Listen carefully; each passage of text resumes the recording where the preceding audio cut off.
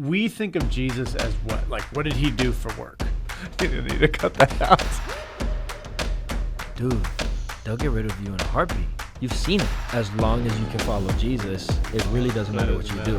And it's like, man, we don't want our children to have to ever experience that again.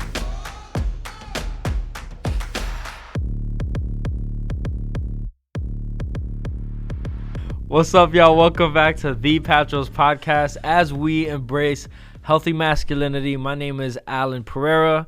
This is the man, the myth, the legend, Jeff Ford. Wow, that's a lot. He's not a myth because he's not fake. He's real. But he is here with us today, as always, consistently showing up.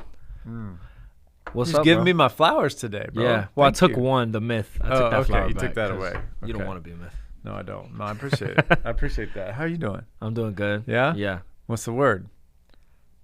Jesus. Jesus.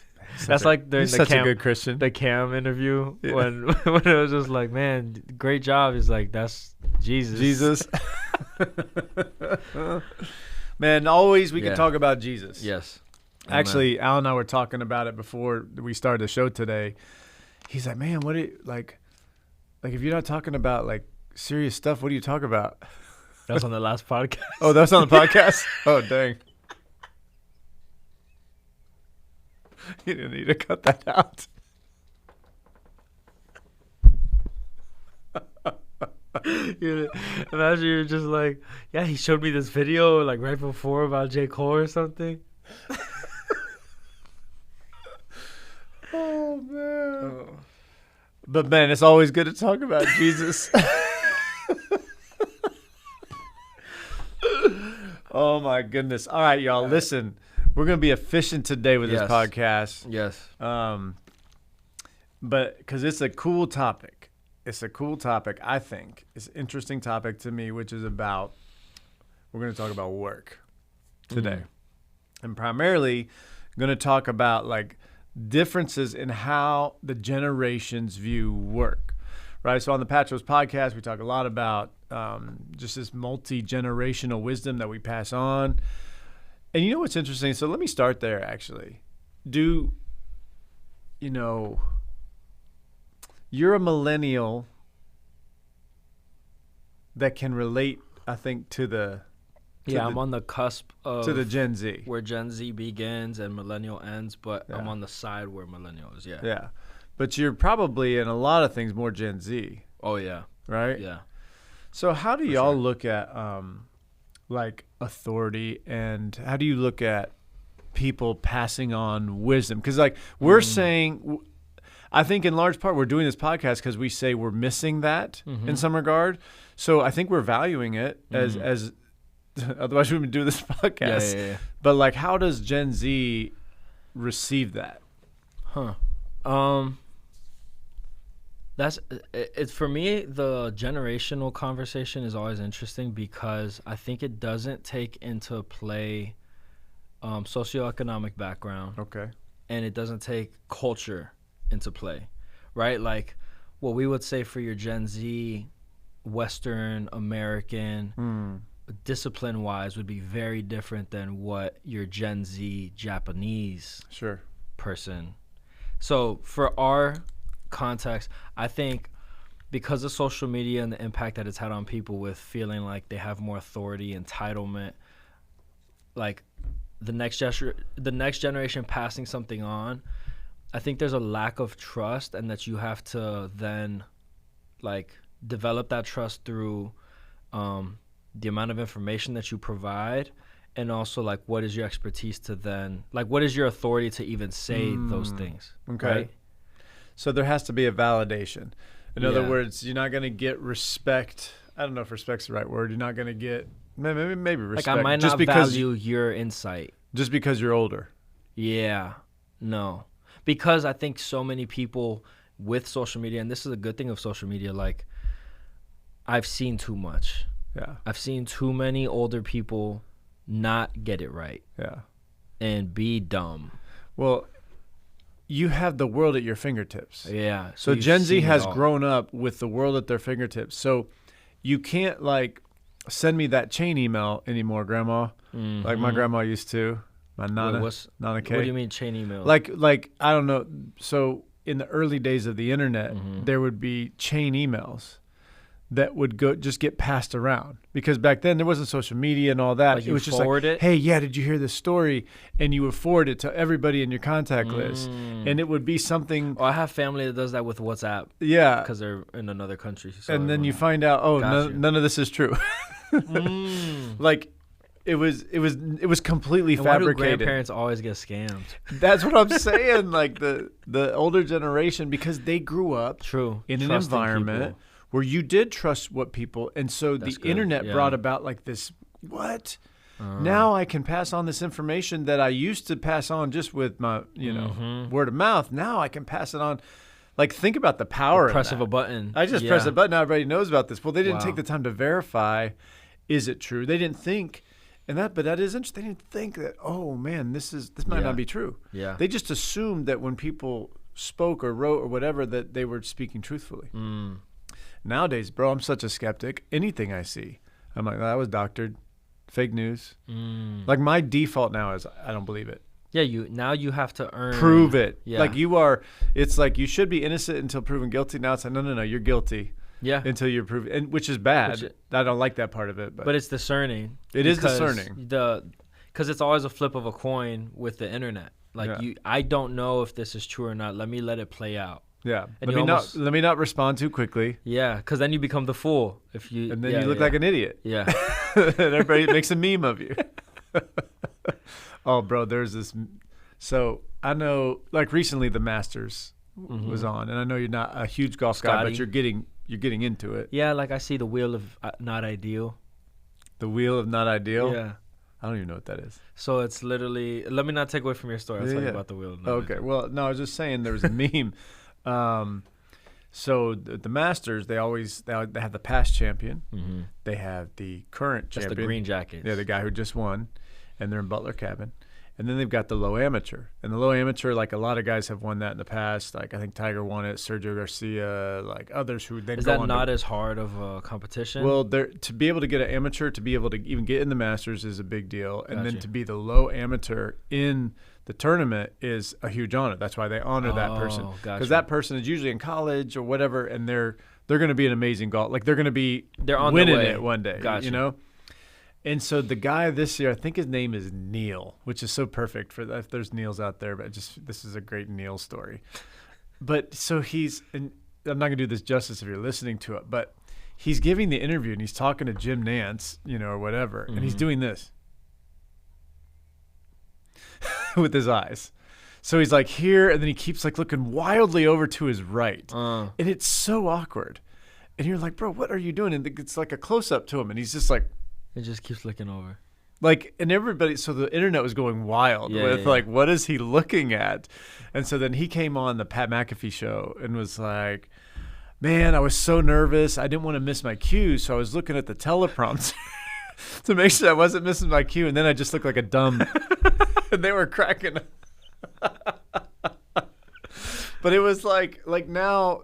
So like after that, he was like, my phone was blowing up. They're like, bro, you're a meme. You made it. You're a meme. Yeah. So it's like, the internet is ruthless. Yeah. And you can't. And it's so fast. It's so fast. Everything happens so fast. That's why, like, you could see like when, Jesus says the whole world is going to know, like that's legit. He may not be like, I might not see him in the Florida sky, but I'm going to see him on TV in the, Tel Aviv sky or whatever. You know what I'm saying? Like, you could see with technology, everything is so fast. Yeah. Anyway, I don't know how we got onto my boy. You were going to say, it was about you becoming a meme. Oh, yeah. Or me become. Someone would whoever's become foolish. A meme. Yeah. If they're foolish, they become a meme. Yeah. Anyway. So what are we getting into? Wait, no, I have to tell you. You about got a story. You had a wheel of, the Wheel of Not Ideal. There's a page that does the golf, and so what they do is when they're sorry, it's a page where they do dig off. That's what they do. And dig golfing. They have like instead of the Wheel of Fortune, it's called the Wheel of Not Ideal. So on all the like those strips, it's like which club you have to hit with for that part of the course. Oh, I have seen this. Yeah, so they're like teeing yeah. off, and this guy. You have to. But they're like playing it like in Scotland at these like Yes, amazing. I've seen this. Yeah. I've seen this. And this guy like he gets. He's got to take a gets putter. Yeah, he drives with the putter and gets on the green. I saw that. That was nuts. So like I'm starting to see stuff like that. But then I'm like, is that real? I'm impressed. They really do that? I choose to believe it. Go, but anyway, all right. Let's talk about work. So first of all, I thought this was interesting. If we take it back to the Stone Age, the hunter-gatherer, right? Pre-Abraham, kind of the earliest ages. How many hours a day do you think that they worked? And then how many days in the year do you think I don't know they any worked? of this, by the way. Yeah, Allan's not been prepped. But I'm a decent guesser. Okay. All right, how many hours How many hours a day? And we're talking hunter-gatherer. Now, this is Stone Age Europe, so if that matters to you. But, I mean, earliest man that we can find archaeologically. 10? So 10 hours a day. Yeah. And then how many days in a 6. year? Oh. And so how many days 6, in a year? So 365 minus 52. So you're saying 6 days a week. I think so. Okay. So according to anthropologists and archaeological experts, they estimate the prehistoric counterparts probably worked just 3 to 5 hours a day. Bums. For 365. Oh, but they didn't have to pay rent. They didn't. That's what I didn't account for. They didn't have to pay rent.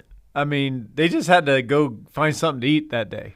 That's why I'm thinking they freaking, they had to skin it. Yeah. But they would have periods where they would work more, but then they would have periods where like, oh man, we just killed a cat. Like, look at all this meat. We're going to eat for a week. Yeah. They didn't have to go do. They had a lot of PTO. So they had to do a lot That's crazy. of stuff, right? Okay. Yeah, because all they had to worry about is bare necessities. Yeah. Food, drink, and then, family. If they had a little fat, then they were making cave paintings. Like. Oh, this is like that far. Okay, fine. 3 to 5, that's fair. Okay. All right, so next one I'll let you guess. So this is the labor in ancient Egypt. These are like... Not slave. These are not slaves. Because they were 24/7. These are artisans, non-slave. How much do you think that they worked? See, now you're throwing me off. I don't want to say 8 because that's not... It's actually 8 hours a day. Really? Yeah. But how many days in the year? Let's go for 300. So the archaeologists, I don't know why I'm struggling with that word. I gotta stop saying it. The experts say that they only labored 18 out of every 50 days. Oh, because they had a lot of religious festivals. They had a lot of leisure. What happened with the parties? Yeah, they had a lot of leisure. They had to spend time weaving, brewing alcohol, and making clothing. So they were working. So there was kind of work there. But it was work. But it was not labor. It was not labor like where they made their income. It was kind of a hobby. It's like hobby. We're getting ready for a party. You wouldn't count going and getting beers at the liquor store as work. But so this goes back. The Jews would. But that's what I'm saying. Like, what does work mean? Oh. So you think about that too. But yeah, so they worked 131 days a year. So 8 hours in a day. Man. How long did they live? I don't know about that. Oh. It's beyond my pay grade and my researching skills right now. All right, a farm worker in ancient Israel. Oh, we got to go 10. Farm work. I'm committing to 10 on somebody. Okay. How many days a year? Oh, that's different because of harvest versus, but then you still have to prep the land for.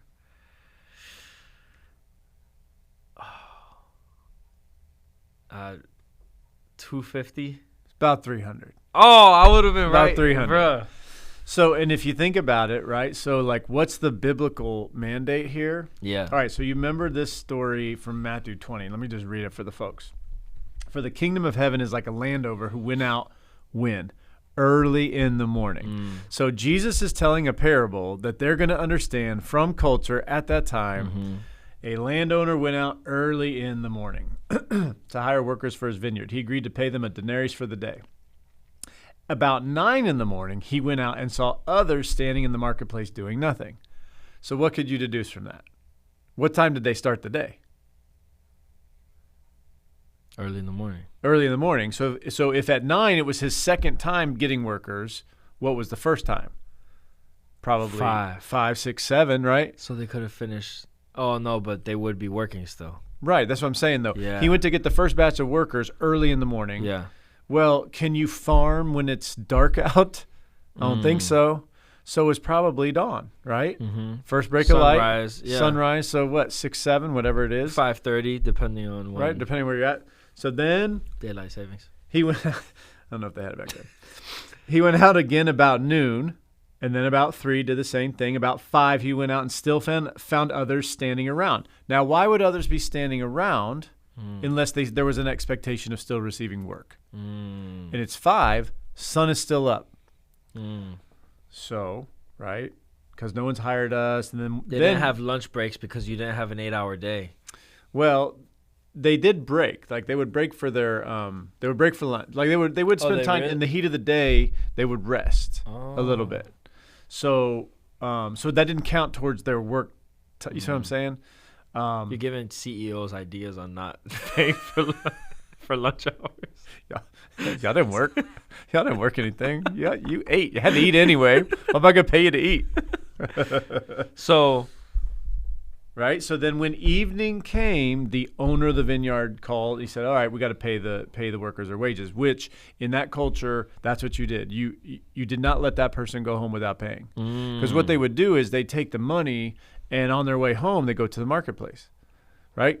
They needed food for the day. It was check to check. Check to check. It was hand to mouth. Yeah. Most of the people in that survival. Culture, it was survival. It was just like, hey, I'm working for today. And in fact, so many of the people who were free in ancient Israel were working landowners' fields. You know, now if they had their own land that had been passed down, you're tending to your land. But a lot of the folks who had, for whatever reason, got squeezed out, were in the deportation or whatever, came back. Yeah. Now you're working for someone else, so you got to pay them.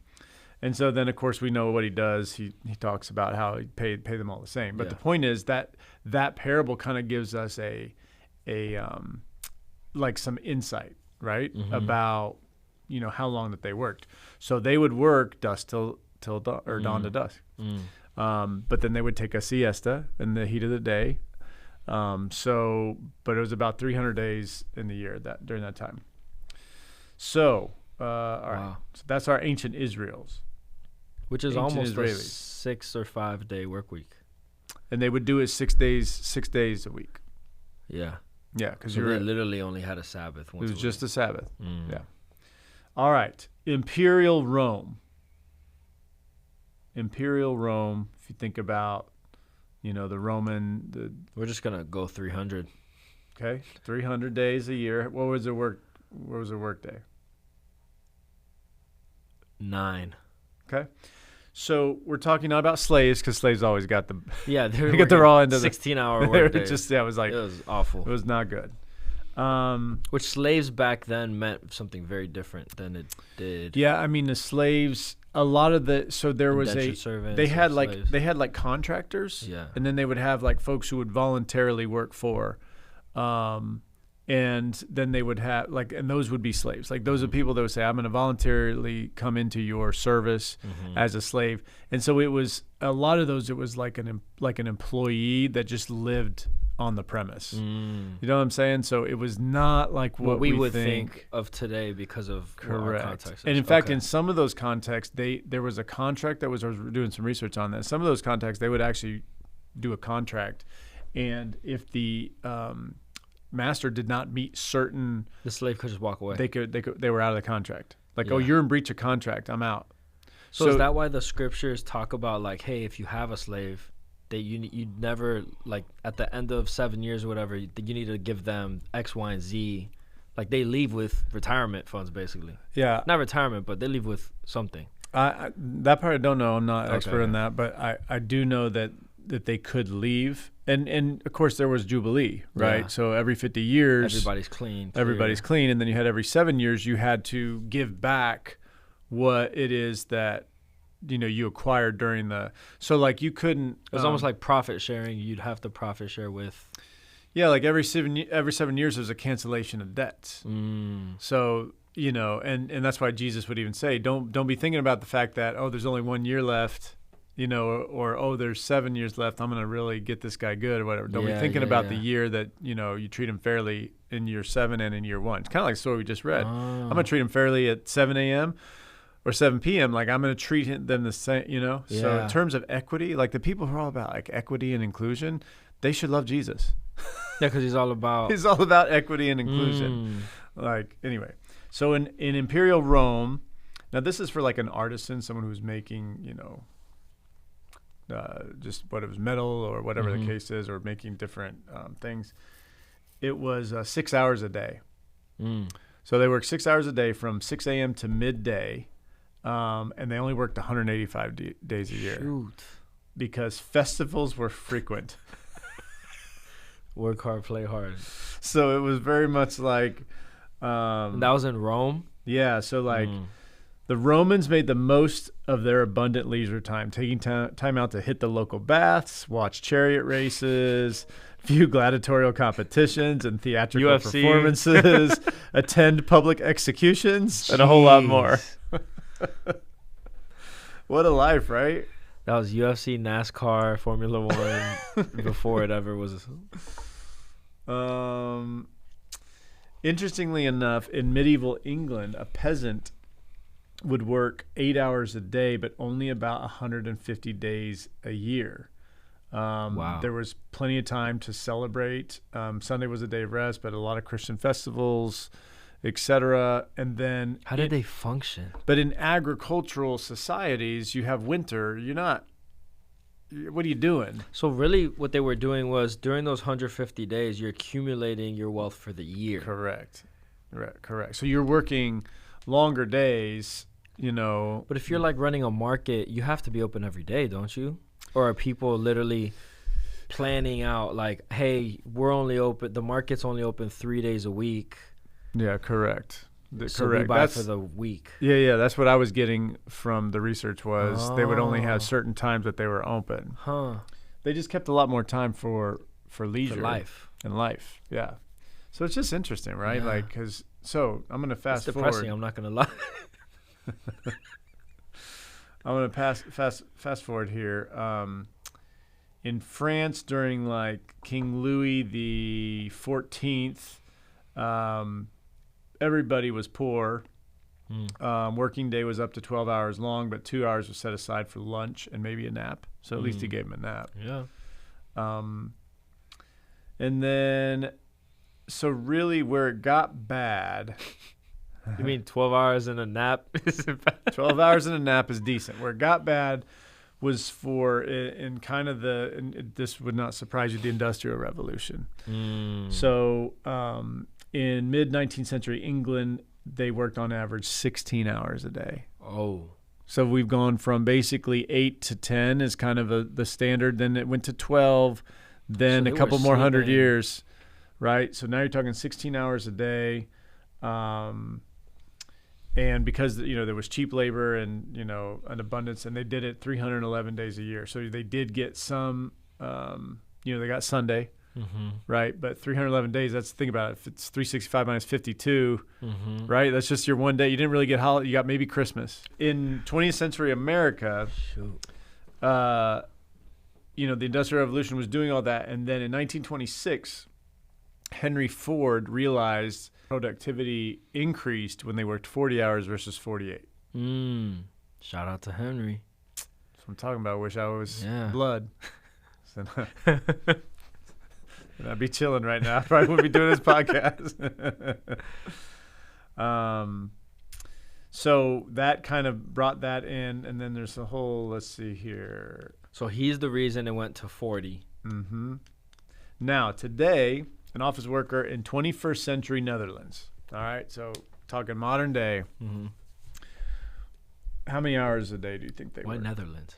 That's just what I got on my research. In Netherlands. But it's similar to like Europe as a whole. Oh, but Europe doesn't work as much as the U.S. Correct. So you're looking at 6? 5.8 hours a day. Yeah. 234 days a year, which would be considered part-time in many countries. If you consider jobless in the United States.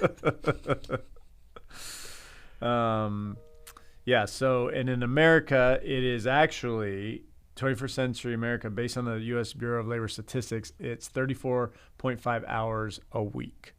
Because that's including part-time. Yeah, so it's 7 hours a day on average is what we work. 239 days a year. So if you work more than 7 hours in the United States, then you would be considered at least a not hard worker, but like you work. You work, yeah. And after the pandemic, oh yeah, work at home, it went up to 11 hours a day. Oh. On average. Because a lot of people got 2 jobs. 2 jobs or I have a laptop. That's how I connect. Yeah. Let me just, I'm not doing anything right now. Let me work I know some more. people that work for 3 companies at the same time. That's crazy. Because they do like data analytics. And so they can finish their job. They get paid 8 hours, but they can finish it in 2. And so they'll do boom, boom, boom for 3 companies. Yeah. And they have 3 different screens for all the companies. Going all, more power to them. Yeah, so you're making $400,000. Make that dollar. Yeah. That's what I say. What, that 11 hours after the pandemic? Yeah, so it's interesting, right? So I think generally speaking, it was interesting to me to see like how did work evolve and really so for most of human existence, it was, even if you were a laborer in your fields because you were agriculture, you'd work the sun, but think about it, during winter, you have less sun and things don't grow. Yeah. So you're not really working. So again, seasonal kind of thing where you're working harder during the right? In season versus out of season. So it was just interesting to see, though, like in the beginning, we did not work a bunch. And then in thinking about generational differences, like when we talk about boomers, Gen X, all that, like it was the millennials who really came, or the Gen Xers that came along and said, hold on, all this working that we're doing seems out of line. Because the baby boomer generation and the generation before them, which was called the traditionalists,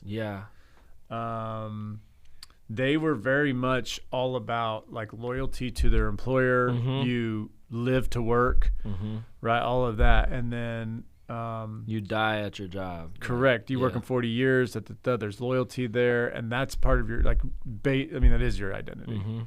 Gen X came along and said, "Well, hold on.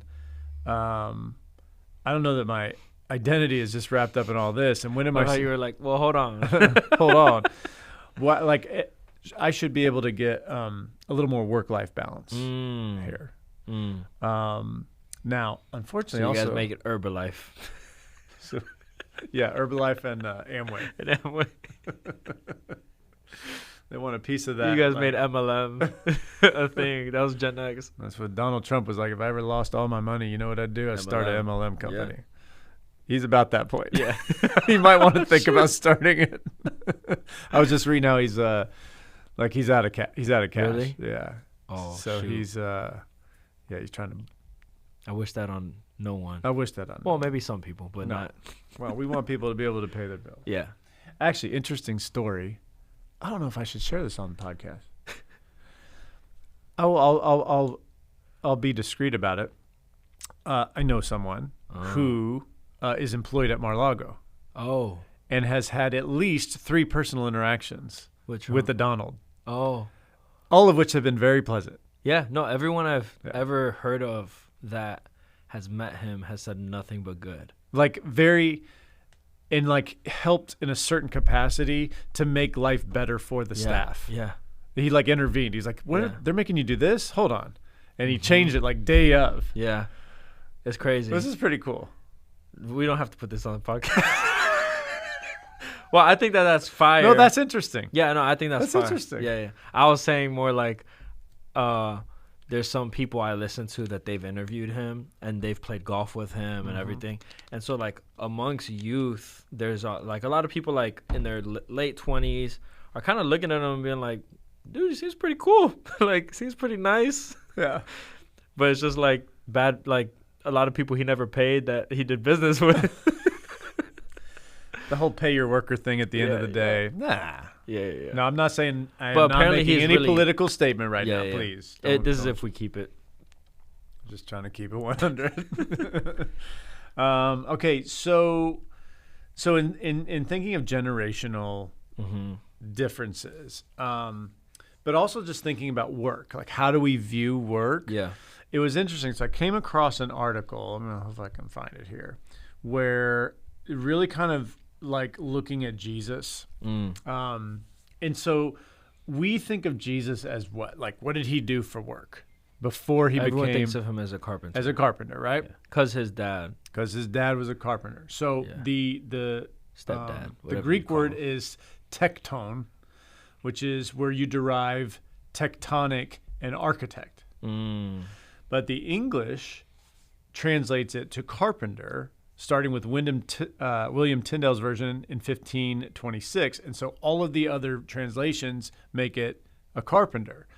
But while it could be a carpenter, that tekton could equally be a mason or a smith, or as one guy suggested, a builder. So it could be a general craftsman who worked with stone, wood, and sometimes metal in large and small building projects. And in fact, in Jesus' day, it was more expensive and less available was wood. So if he did work with wood, that'd actually be a prestigious job kind of thing, because that's not something that's available. That's what I'm saying. So if he did work with wood, then he would have worked in royal places. He would have worked in the temple. He would have worked at, you see what I'm saying? So if that really is true, which I thought was interesting. Yeah. And most of the labor force were day laborers, like we talked about earlier. So it was like going out to find. So it wasn't until like probably later in Jesus' life, when he was a little older, Joseph died, that he kind of took over a little family business. That Patros. Yeah. Position. But like took over Provider. that. Yeah. He most likely was just a day laborer, and he learned all of that, then went to work for his father. And so what else can be mentioned about Jesus' life? So there's a guy named Richard Beatty, and he says that most of the laborers from Nazareth probably worked on building projects in the city of Sepphoris near Nazareth. Beatty writes this: a 10-minute walk from the Nazareth spring to the top of the ridge north of the village rewards one with a magnificent vista of the broad and fertile Bet Netofa Valley 1,000 feet below. The hill of Sepphoris, 3 miles north, rises almost 400 feet from the valley floor. This beautiful and inviting view toward the site of ancient Sepphoris. The walk from Nazareth to Sepphoris takes about an hour. So it's possible that he worked. Do y'all want to hear more of that conversation? Well, you can by becoming a Patros subscriber. You'll get exclusive member-only content. Just go to the link in the description or go to the Patros website. Yeah, and when you become a subscriber, like what you're telling us is that you enjoy this content and you want to hear more of it. So every dollar that you give helps us do just that. So thank you again for listening as we just together go on this journey of embracing healthy masculinity.